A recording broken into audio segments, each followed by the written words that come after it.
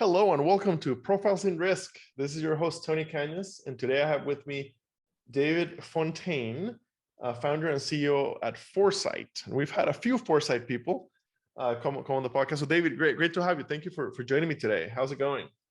Yeah, it's great, Tony. Thanks for letting me on here. I know we've been spamming your podcast, so it feels good to be the maybe the last one on here, but who knows? But it's maybe you've got to fight all the other people to get to the CEO. But it's good to be on here. I appreciate that you guys have made time to come on. You guys have been in the news quite a bit recently in the Insurtech press. Recently some expanded appetite and then there was also the Series B. So how are things going at Foresight? Do you want to talk about those two updates? Yeah, we were really happy to announce our expanded appetite, as well as on the back of our Series B announcement, which is obviously, we raised a fairly sizable B round, and we're now putting that to work. And a big push for this year is expanding appetite and expanding territories, expanding our footprint. So seeing a lot of great results, growing really quickly, seeing a great response from the broker community and our insureds, and really putting the pedal to the metal this year to really carve out our position in the market as the first and main Insurtech for middle market workers' compensation. Okay. So this round of funding, what was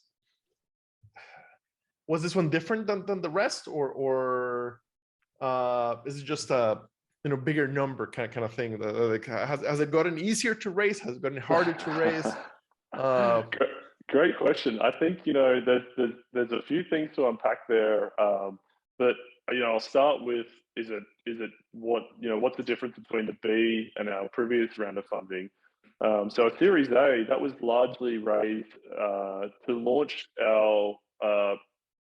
Foresight as an MGU. So and commence underwriting in California, Texas, and the Southwest largely. We're able to prove out some really amazing results and performance, and show that we had a really great product market fit. Our community of brokers, we scaled this program from zero distribution, a brand new MGA/MGU, not affiliated with any kind of incumbent, a true grassroots insurance operation. And we scaled that from zero brokers on our platform to close to 400 brokers on our platform now, including 14 of the top 15 largest national commercial brokers. First year of underwriting, we had over $1 billion worth of risks submitted to us to the Foresight program, and we just had an unbelievable amount of traction. And it was so that was the Series A, and then the Series B is more of a growth story. So really, for the Series B, what we're looking to do is expand on our footprint at the moment at 8 states and our appetite, as you've seen. Continuing to push out wider and bring Foresight to a national presence within the country. So building out of those 8 states and delivering our product to other areas of the nation where we really feel it can make a big difference. Okay. And are you seeing a change in the overall Insurtech market? Are we? There's been different waves, and they're kind of tenuous on how to define them. But are we getting closer to the point where this is just part of the way we do business as the insurance industry? I love that question. I mean, it's something that is a lot of people are talking about, and a lot of us are thinking about right now. And if you think about it, the way I like to look at it is that we've only really just scratched the surface of insurance or insurance technology, Insurtech. There's thousands of lines of insurance, and globally. And if you think about all the impact that technology can have on those lines of insurance, we're really sort of in the early stages, in my opinion. A few companies have come out as what has been referred to as the first wave of Insuretech, or Insuretech 1.0, call it whatever you want. And they really were the canaries in the coal mine, so to speak. They uncovered they pushed a lot of boundaries, uncovered a lot of things, and have learned some pretty hard lessons of late. As I know I'm sure you're familiar. A lot of those companies that pushed to go public early or SPAC are now getting heavily punished in the market. And so there's a lot of lessons to be learned there. And we like to think that we are one of the first companies to really be pushing ahead with this second wave of Insuretech. Call it Insuretech 2.0, call it whatever you will. But I think the fundamental difference is that first wave of Insuretechs, a lot of the business strategy was marketing and growth at all costs. How quickly can we scale TWP? How quickly can we build up a household brand presence? And how better can we market a personal line of insurance, for example, or a small business line of insurance? Insuretech 2.0, I believe is this second wave of Insuretech companies coming through, where we're learning lessons from that first wave. I think one of the biggest lessons is that the market is going to judge us not just on written premium and how quickly can we scale. You have to have those things, they're given, but you need to scale with attention to the fundamentals of insurance. So that includes combined ratio, loss ratio, CAC, basic fundamentals where we could get, you can push a big number of TWP and scale really aggressively, and get the volume required to do something like an IPO. But once you get there, if you don't have those, the market's smarter now. If you don't have those things, you're just going to fall to the same fate that these first wave of Insuretechs have fallen to. And it's not to say those Insuretechs are down and out. I think there's some fantastic companies there. And, I'm a big believer that they will sort their stuff out, and that this is still early days. And, they've got many years of runway to work on things like loss ratio, combined ratio, get their costs of acquisition down, and become great companies. But as part of the second wave and having less of a head start, for us, we really need to get it right from the get-go. And where Foresight is really uniquely positioned to do this is, obviously, we're all about risk mitigation, improving the insured's risk profile, delivering additional value to the insured through commercial brokers. And we are growing at a fast pace, as you've seen, as you commented on, but we really are doing it with a focus on sustainability and making sure that everything we are doing and investing in is adhering to those fundamentals. So when we one day, if we do decide to go public or expect something along those lines, we will have the figures and the numbers and the basic fundamentals there to not fall to the same fate of this first wave of Insuretech.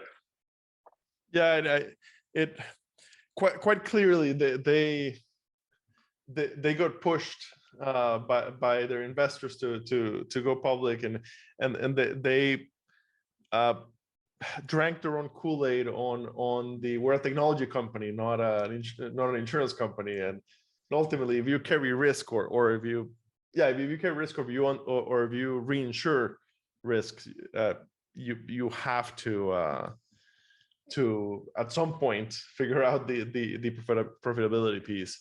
You've got to pay the piper at the end of the day, right? And so yeah, it's a hard truth in insurance.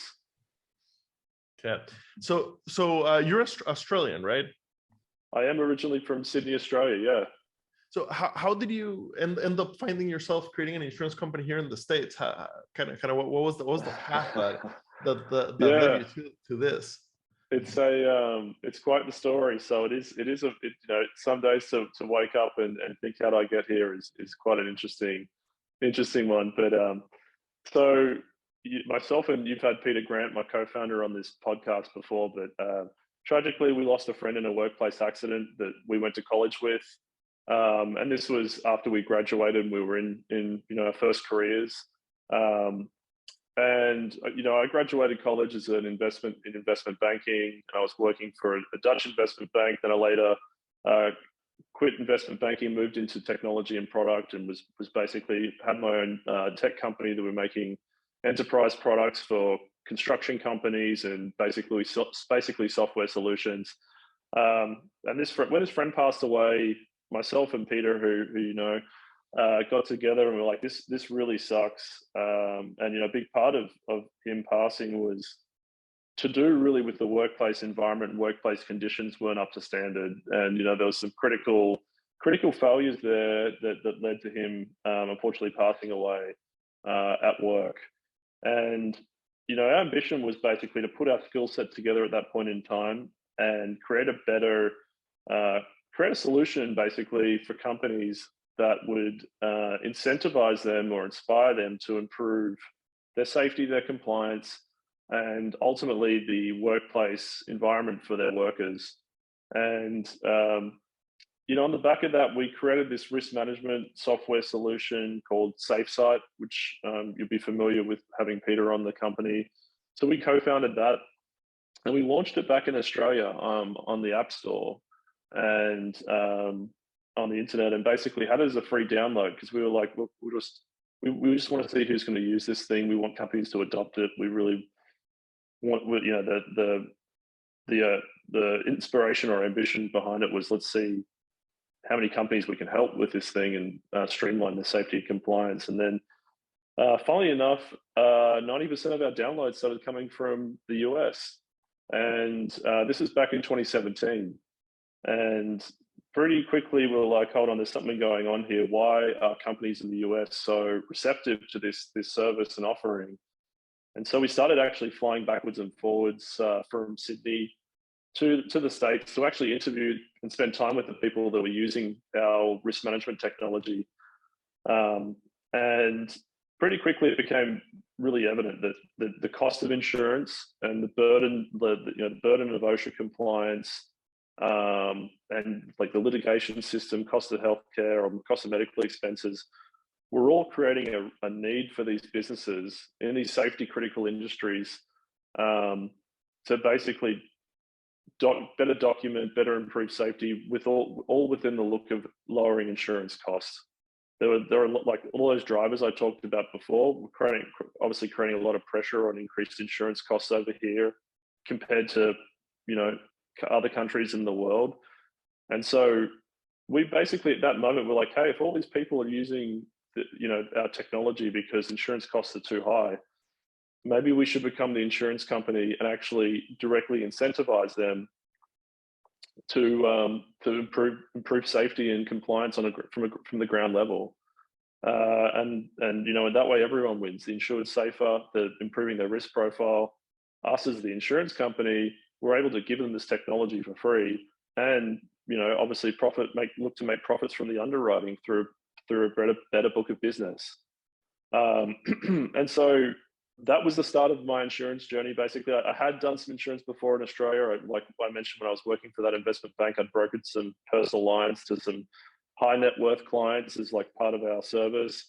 I had an insurance license back in Australia, but I hadn't used it for many years. But coming over here, at that point in time when we had that epiphany, so to speak, we thought the best way to get started was we got into plug and play. You probably had people from plug and play down in Sunnybank. So we got into the plug and play Insuretech incubator. We were one of the first cohort of companies to graduate that incubator.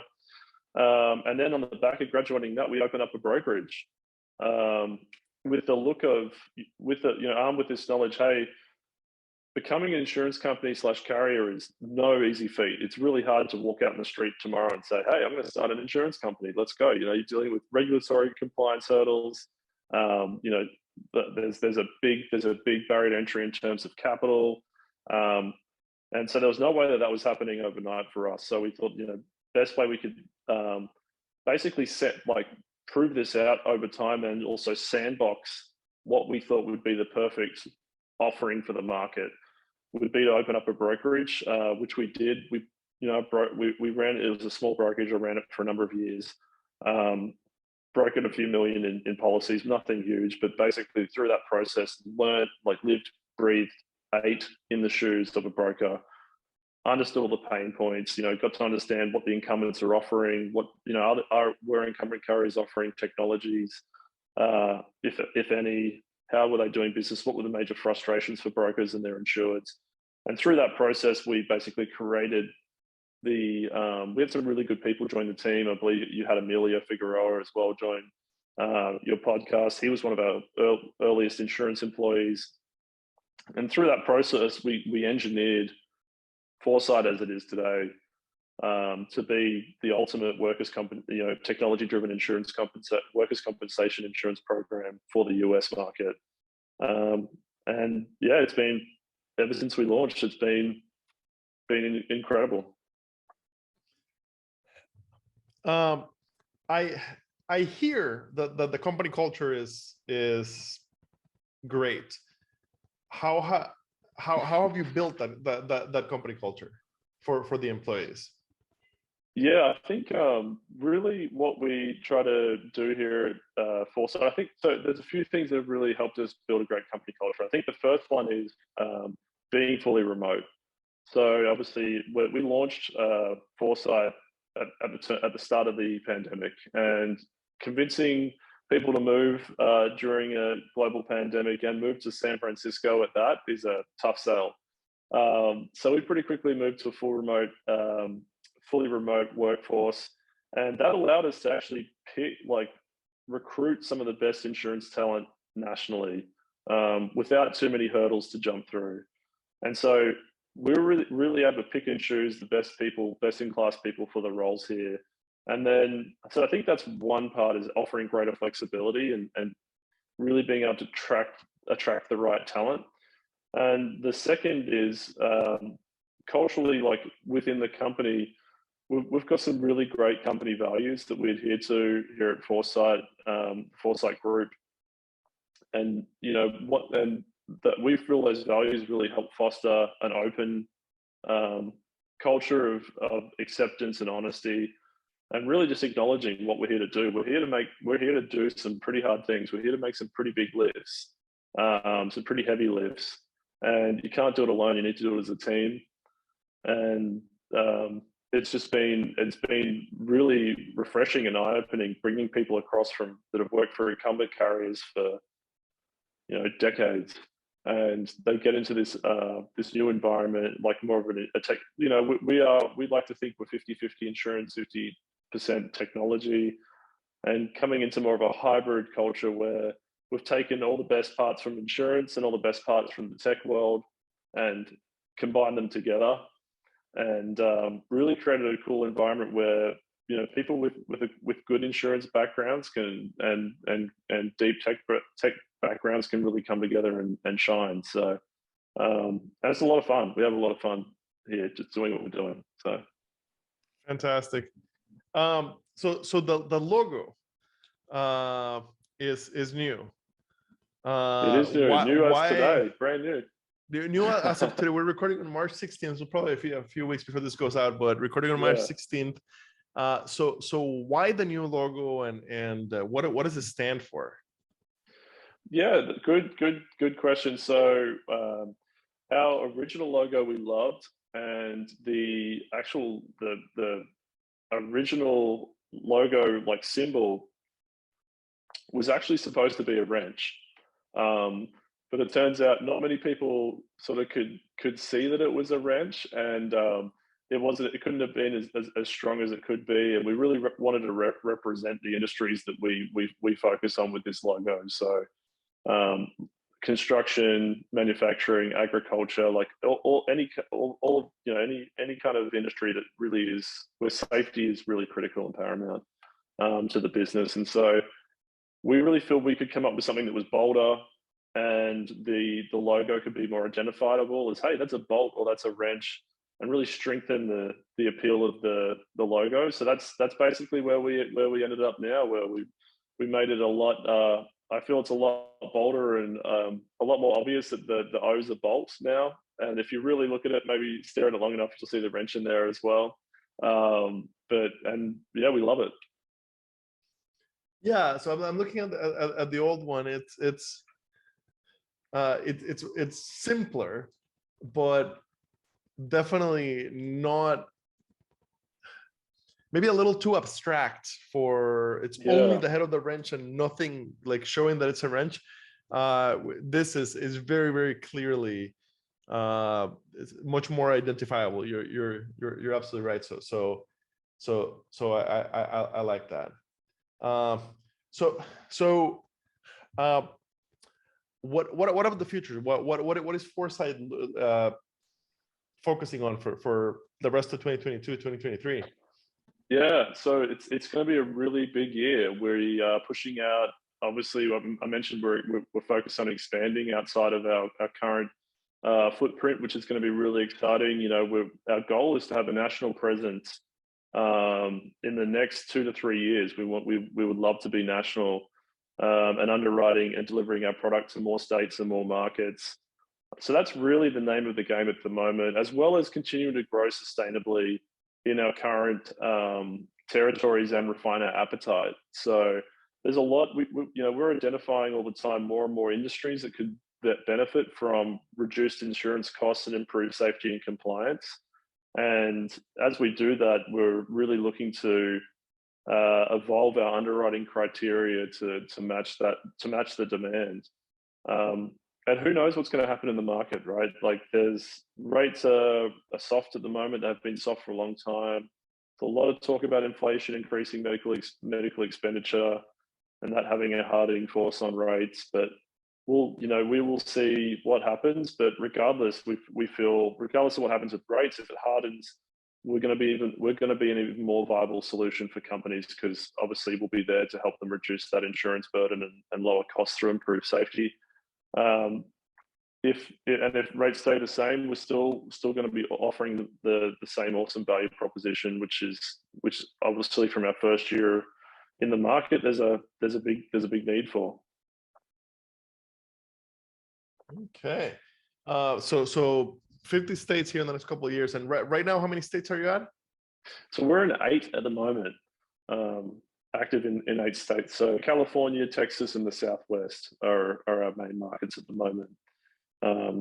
Predominantly California, no surprise there with the size of the market here in California. It's obviously the biggest workers' comp market in the country, and highly competitive. But I'd also say one of the most, you see some of the most efficient players over here in the market as well. So if you can make it happen in California, there's a good chance, we feel we can push it out into other markets and do well with the same value proposition. Fantastic. David, thank you so much for your time, for giving us an update on Foresight. Always great to catch up. And I look forward to seeing you guys at Insurtech Connect. Maybe somewhere else here in the spring, but definitely at Insurtech Connect. Are you coming to RIMS, or will we see you at RIMS? No, not RIMS. Insurtech Hartford Symposium Okay. and CPCU Leadership Summit. But I have not yet found an excuse to do RIMS, unfortunately. We'll have to find one for you and get you out here, Tony. We can get you down to RIMS and hang out in San Francisco together. That'd be fun. Awesome. I love San Francisco. I used to live in Berkeley. Oh, cool. Yeah. So yeah, definitely beautiful area. And also great to hear that you guys are completely remote, because yeah, there's just not a lot of insurance people in the West Coast compared to the East Coast and the Midwest, and nobody wants to relocate. So the major advantage as you're recruiting with being fully remote. So good for you guys. Thanks, Tony.